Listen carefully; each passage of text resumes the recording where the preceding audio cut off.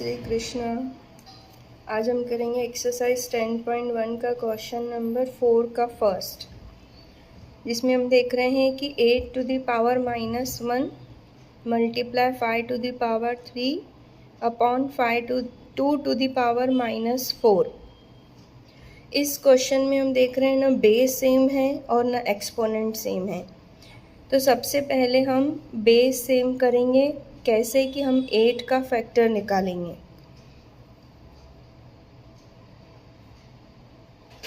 2 4 जा 2 2 जा 2 1 जा। दैट मीन्स अगर 2 को 3 बार मल्टीप्लाई करेंगे तो हमारा आ जाएगा 8। तो 8 को हम लिखेंगे 2 टू द पावर 3, फिर ब्रैकेट के बाहर पावर -1, क्योंकि 8 की पावर -1 थी तो ये हमने 8 को लिखा 8 की power -1 multiply 5 to the power 3 upon 2 to the power -4। अब ये 2 और ये 2 बेस सेम हो गई, पावर हमारी अलग है। पहले हम ब्रैकेट ओपन करेंगे तो 3 मल्टीप्लाई -1, तो यहाँ हम लॉ लगाएंगे m, ब्रैकेट के बाहर n है तो हमारा लॉ लग जाएगा m मल्टीप्लाई n। ये लॉ हम अप्लाई करेंगे तो 2 3 multiply -1 multiply 5 to the power 3 upon 2 to the power -4। अब हमने देखा कि 2 3 1 जा 3, एक प्लस एक माइनस। पहले भी हमने बताया कि मल्टीप्लिकेशन में हम छोटा बड़ा नंबर नहीं देखते हैं। अगर एक प्लस एक माइनस है तो जो आंसर आएगा वो माइनस का रहेगा। फिर 5 to the power 3 upon 2 to the power -4।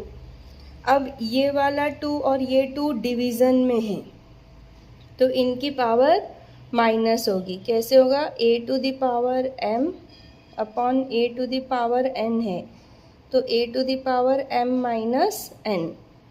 ये लॉ अप्लाई होगा यहाँ पर। अब हम करेंगे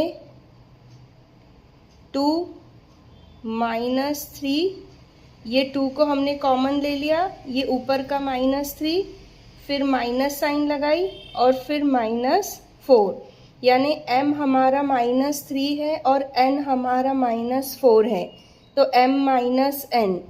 तो माइनस साइन पे ध्यान देना है और 5 टू द पावर 3।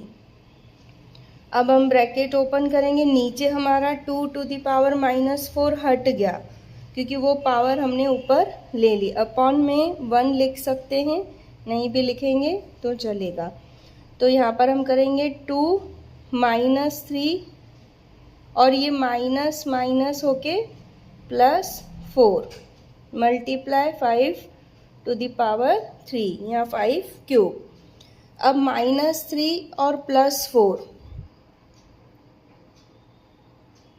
-3 +4, एक माइनस का एक प्लस का तो आपस में माइनस हो जाएगा और बड़े के आगे प्लस की साइन है तो 2 की पावर 1 प्लस में आएगी। अब ये 1 लिखें या नहीं लिखें।